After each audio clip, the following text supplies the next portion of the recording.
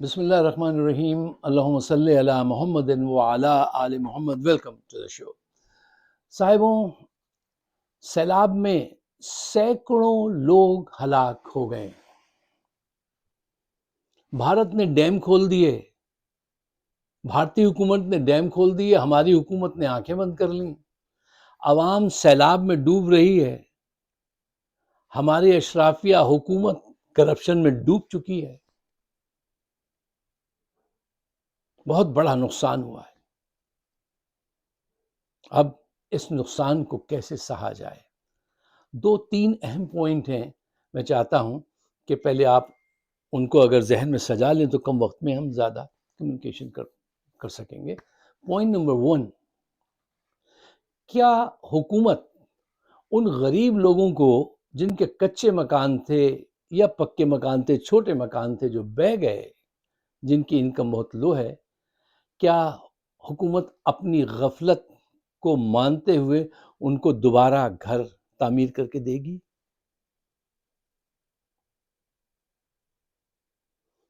Point number 2، جو بچے یتیم ہو گئے، جو خواتین بیوہ ہو گئیں، جن کے گھر اجڑ گئے، جن کے مویشی سیلاب میں بہہ گئے، ان کو حکومت کی طرف سے کیا کمپنسیٹ کیا جائے گا؟ کیا بھی جائے گا یا نہیں؟ اور پوائنٹ نمبر 3، دیکھیے بہت اہم پوائنٹ ہے، اس کو ابھی سے میں اس لیے آپ کے سامنے پیش کر رہا ہوں تاکہ سب اس پہ نظر رکھیں۔ اب اس وقت پوری دنیا سے بھرپور مدد آئے گی۔ خود امریکہ سے مجھے علم ہے کہ کیا کچھ انشاءاللہ بہت اچھا ریسپانس آپ کو ملے گا۔ لیکن اچھا، جب یہاں یہ بات ہوتی ہے نا، طے کی جاتی ہے کہ پاکستان کو کتنی مدد کی جائے اور کیا صورتحال ہوتی ہے، جو پاکستانی جو ان سے رابطے میں، وہ بہت دل کھول کے ان سے یار کہتے ہیں ہاں ہمارے ملک میں جتنا زیادہ چلا جائے اتنا اچھا ہے، جتنا اچھا ہم کر سکیں، جتنا ان کو بتا سکیں وہ تو بتا دیتے ہیں، لیکن وہاں پہنچ کے وہ یہ ساری رقم یہ کھا جاتے ہیں، 80% رقم یہ کھا جاتے ہیں ان کے وزراء۔ یہ اب اس مرتبہ سوشل میڈیا کے جو واریر ہیں، کی بورڈ واریر جن کو آپ کہتے ہیں، ان سب کی ڈیوٹی ہے کہ اس کھوج میں رہنا کہ جو رقم باہر سے آتی ہے اس کو کون کھا رہا ہے، کون اس کا غلط استعمال کر رہا ہے۔ دیکھیے غلط استعمال تو ہو رہی ہے، اور مطلب کچھ کہنے کی ضرورت نہیں ہے، لیکن پوائنٹ چونکہ بہت اہم ہے اور ابھی سے تیاری کرنی چاہیے۔ تیاری ہمیشہ، وہ کس نے کہا تھا، پریزیڈنٹ، ایک امریکن پریزیڈنٹ نے کہا تھا کہ اگر if you don't plan it means you are planning to fail۔ تو ابھی سے پلان کیجئے کہ جو مدد امداد باہر سے آئے گی اس کو کھانے نہیں دیں گے، غریبوں کو ان کا حق دلائیں گے۔ اچھا، اب آپ اس پہ ذرا حکومت کا جائزہ لیجئے کہ وہ کیا سوچ رہی ہے اور اس کے کیا پلان ہیں، ٹھیک ہے؟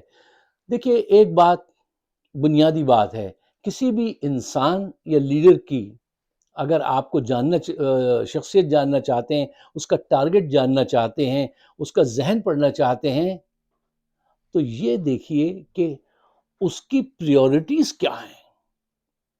پریورٹیز دیکھ کرنا آپ اس کے متعلق پریڈکشن کر سکتے ہیں، اندازہ لگا سکتے ہیں، اور ڈیٹا جمع کر کے اس کو کیلکولیٹ کر کے، وہ اے آئی کا فارمولا ہے اس کو چھوڑ دیجئے، لمبی بات ہو جائے گی۔ صرف اتنا کہ اگر آپ کسی آدمی کی پریورٹیز جان جائیں تو آپ اس کے متعلق بہت کچھ جان سکتے ہیں۔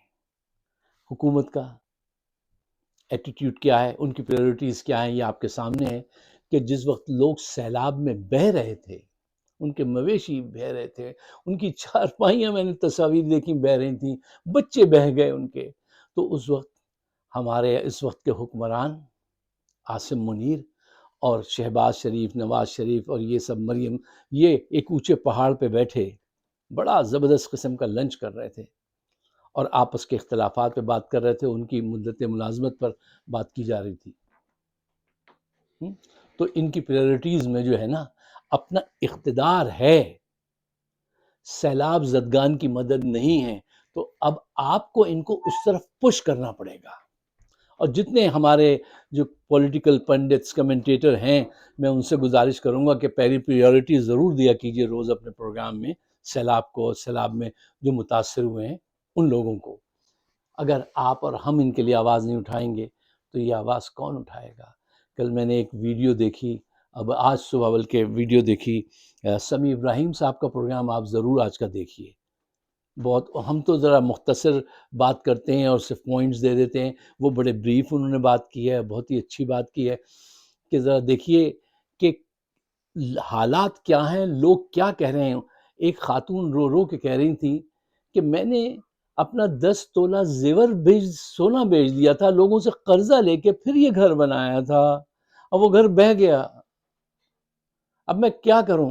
اور ایک خاتون رو رہی تھی، وہ کہہ رہی تھی کہ ہمارا سب کچھ لٹ گیا، عمران خان کو بلاؤ. عمران خان کہاں ہے؟ عوام کو ان سے توقع نہیں ہے. کیوں؟ یہ تو فوٹو شاپ ٹک ٹیک والے لوگ ہیں نا یار. دیکھیے اب یہ اس نے کیا کیا ہے، کے پی میں کتنا بڑا سیلاب آیا، یہ گھومنے کے لیے چلی گئی وہاں پر جاپان میں. اب وہ ایک الگ بات ہے کہ 16 کروڑ نکلوائے اور 250 لوگوں والا جہاز لے لیا، خوب عیاشی کی اور جھوٹ جھوٹ کہہ دیا کہ وہ جو ہے ہم نے اپنے پیسے سے اپنے جیب سے خرچہ کیا. سب جھوٹ، سب کو پتا ہے. اس وقت بھی پریورٹی نہیں تھی اور آج بھی نہیں. اور آج وہ یلو جیکٹ پہن کے جو ہے فوٹو سیشن، ہر جگہ فوٹو سیشن. یار عاصم منیر صاحب سے کوئی پوچھے بھائی آپ نے کس خاتون کو وہاں وزیر اعلیٰ پنجاب بنایا ہے؟ یار وہ کسی کام کی نہیں ہے. اس کے پریورٹی میں پاکستان، غریب عوام کچھ بھی نہیں ہے. صرف کریڈٹ لینا ہے، اقتدار پہ قابض رہنا ہے، فوٹو کھچانے یا ٹک ٹاک چلانی. مجھے بتائیے یہ آپ نے اس عورت کو کس بنیاد پہ، کیا مراسم، یہ کیوں لگایا آپ نے ان کو یہاں پہ اتنے بڑے عہدے پہ؟ اچھا اب آئیے لاہور کا ایک بڑا غریب نیبرہڈ، اگر آپ لاہور سے واقف ہوں، کالا خطائی، وہ ڈوب گیا. وہ کیسے ڈوبا؟ علیم خان صاحب کی بھی ایک وہ پاک ویو نام ہے، پاک ویو سوسائٹی کر کے، ان نے بھی ایک بہت بڑی ایک ریزیڈینشل ایریا ان کا انہوں نے بنایا تھا. تو اس کو بچانے کے لیے انہوں نے بند توڑوا کے پانی کا رخ ان کی طرف مڑوا دیا، کالا خطائی کی طرف، غریب لوگوں کی طرف. اچھا بچے یہ بھی نہیں، ان کے بھی کچھ بلاگ جو ہیں نا وہ اس کی زد میں آ گئے. اچھا یہاں پر ایک پرانی سٹوری ہے جس کو ذرا جلدی سے دیکھیے، اس پہ نظر ڈال لیجئے. وہ یہ ہے کہ جب علیم خان صاحب عمران خان کے ساتھ تھے تو یہ عمران خان سے کہتے تھے مجھے 300 ایکڑ زمین یہ والی خریدنی ہے، یہ راوی بیٹ جو ہے اس کا دریا کا، اس میں. تو عمران خان کہتا تھا یہ اللیگل بات ہے اور یہ خطرناک ہے، یہاں کوئی ریزیڈینشل چیز بناؤ گے کبھی سیلاب آ جائے لوگ مر جائیں گے. نہیں، انہوں نے منع کر دیا. اور یہ کہتے تھے ہم نے تو تمہارے ساتھ پیسے لگائے، تمہیں وزیر اعظم تک بنانے میں تمہارے ساتھ تھے ہم، اب تم ہمیں جائز ناجائز کام کرو ہمارے. اس نے کہا نہیں. تو پھر انہوں نے، علیم خان نے باجوہ کو کہا، باجوہ نے اپنے سسر کو کہا، اس نے وزیر اعلیٰ کو کہا. وزیر اعلیٰ حضرت وہ تھے، وہ کیا نام ہے ان صاحب کا جو بڑے بدنام ہیں بیچارے انہوں نے بھی منع کر دیا، کیونکہ عمران نے کہہ دیا تھا کہ نہیں ایسی کوئی لوٹ مار نہیں مچائی جائے گی کہ اگر آپ نے میرا ساتھ دیا تھا تو میں غیر قانونی کام آپ کے لیے کروں. نہیں، یہ نہیں ہوگا. پھر آپ ایک چیز یاد کیجئے گا، اپنی میموری کو ذرا سا کیجئے، فریش اپ کیجئے، کہ باجوہ عمران خان سے کہتے تھے پنجاب کا وزیر اعلیٰ علیم خان کو بناؤ، ان کو ہٹاؤ، علیم خان کو بناؤ. یہاں سے سارے اختلافات پیدا ہوئے. اب بتائیے کون کون کھا رہا تھا اس میں؟ باجوہ بھی تھے، ان کے سسر بھی تھے، علیم خان بھی تھے. اچھا یہ مت سمجھیے کہ دور بیٹھ کے ہمیں پتہ نہیں ہے. اکثر دور بیٹھے ہوئے لوگوں کو قریب والوں سے زیادہ مستند بات پتہ ہوتی ہے، لیکن ہم کبھی کلیم نہیں کرتے ہیں کہ ہم نے خبر دی ہے یا یہ ہے یا وہ. نہیں، کچھ نہیں. This is not my way. یہ لیکن فیکٹ یہ ہے کہ یہاں سے اختلافات شروع ہوئے. عمران خان سے کوئی بھی آ کے یہ کہے، جہانگیر ترین بھی اسی کوشش میں لگ گئے تھے، بس اب تم وزیر اعظم، میں جو بھی کرتا رہوں اس پہ کوئی نہ ہو، اب تمہاری میں ڈوریں ہلاؤں گا صرف. اس نے کہا چاہے اقتدار ڈول جائے، میری ڈوریں سوائے اللہ رب العالمین کے کوئی ہلا نہیں سکتا. اور پھر جو کچھ ہوا وہ آپ کے سامنے. اچھا صاحب، خود حکومت کے ایک وزیر نے بتایا ہے کہ اب تک تقریباً 10 عمرہ ایسے ہیں کہ ان کے ریزورٹس کو بچانے کے لیے غریبوں کو بلی چڑھا دیا گیا، غریبوں کی طرف سیلاب کا رخ موڑ دیا گیا۔ یار یہ خود ایک وزیر ان کے اقرار اس کا کر رہے ہیں۔ مطلب دھاندلی، بےہودگی، کوئی حد ہے کسی بے شرمی کی؟ دیکھیے آج بھارت نے پانی کھول دیا، ٹھیک ہے نا، بارش بھی ہو رہی ہے، سیلاب اس کا پانی بھی آ رہا ہے۔ پھر کل اس نے کہا ہے جب پانی کی ضرورت ہوگی تو میں پانی بند کر دوں گا۔ یہ کتنی اہم بات ہے۔ اس بات کا ذکر، یہ ریور انڈس پہ جو اس نے ڈسپیوٹ پیدا کیا ہے، معصم منیر صاحب نے نہ ٹرمپ سے بات کی، نہ کسی اعلیٰ عہدیدار سے، کسی نے بھی پاکستان کی طرف سے یہ بات نہیں کی کہ یار یہ ہمارا مسئلہ ہے، آپ اس کو حل کرا دیجئے۔ اور یہ انڈس واٹر ٹریٹی پہ انہوں نے یہ بدمعاشی شروع کر دی ہے، تو اس پہ کسی نے لوگوں سے پوچھتے تو کہتے ہیں یار تمہارے یہاں تو کسی نے بات ہی نہیں کی، تمہیں کیا تکلیف ہے؟ بہت ہی افسوس کی صورتحال ہے۔ بس ایک جذباتی سا بیان دے دیا تھا کہ تم ہمارا پانی روکو گے تو ہم تمہاری سانس روک دیں گے۔ اب روک کے دکھاؤ۔ جذباتی بیانات سے حکومت نہیں چلتی۔ آپ نے پاکستان کو ایک بنانا اسٹیٹ بنا کے رکھ دیا ہے۔ حقیقت یہ ہے، اتنا دیکھیں پاکستان میں صرف کرپشن ہی نہیں ہے، انتشار ہے، ذہنی انتشار ہے، کردار پہ انحطاط ہے۔ مطلب ایک کرپشن اور انتشار زدہ سوسائٹی ہے۔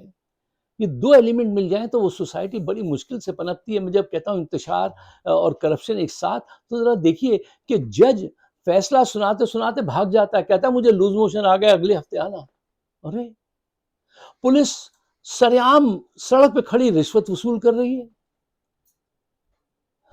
کے پی میں سیلاب آیا، وہ گھومنے جاپان جا رہی ہے وزیر اعلیٰ پنجاب کی، اب واپس آئی تو پنجاب میں سیلاب ہے تو بھی اس کو کوئی فکر نہیں ہے۔ زرداری ملک کا صدر ہے، وہ اپنے ایک کرمنل دوست کو باعزت بری کرا رہا ہے۔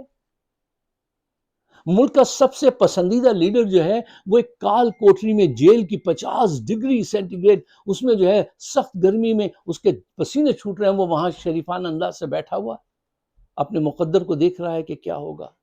وہ اس قوم کے لیے رات کو اٹھ کے دعائیں کر رہا ہے، تہجد پڑھ رہا ہے۔ اس نے کرونا میں کیا پرفارمنس دی تھی کہ اس کو نیند نہیں آتی تھی۔ وہ کہتا تھا میرا دہاڑی دار، ایک لفظ تھا اس کے منہ سے بار بار میں سنتا تھا، یار میرے دہاڑی دار کا کیا بنے گا، اس پہ کوئی سجیشن دو، میرا دہاڑی دار کیا کرے گا۔ اور اس نے ایسی پالیسی بنائی تھی کہ اللہ نے اس میں بہت پاکستان کی مدد کی تھی رب العالمین نے، اور پوری دنیا نے عمران خان کو اپریشیٹ کیا تھا۔ اچھا اس کو تو قید میں ڈالا ہے اور کرپٹ لوگ جو ہیں وہ باہر گھوم رہے ہیں۔ 2000 ارب روپے کی کرپشن کا انکشاف ہوا، ایک آدمی بھی نہیں پکڑا۔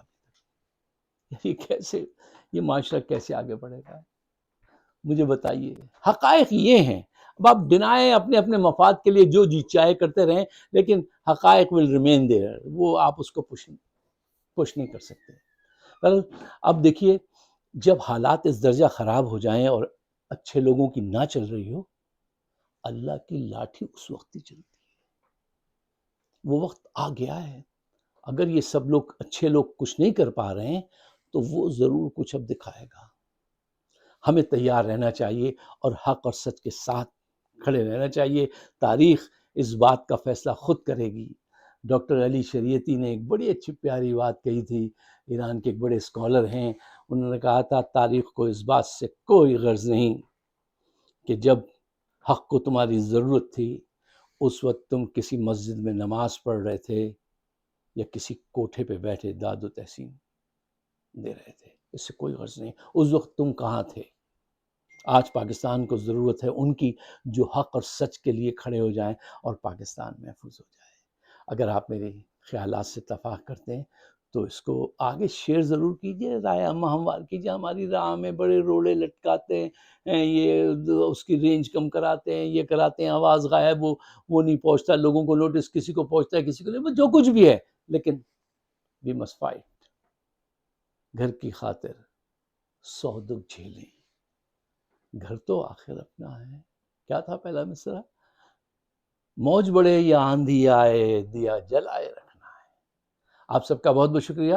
ہمیں اپنے خیالات سے نوازیے گا، اس لیے کہ ہم آپ کے خیالات کی بڑی قدر کرتے ہیں۔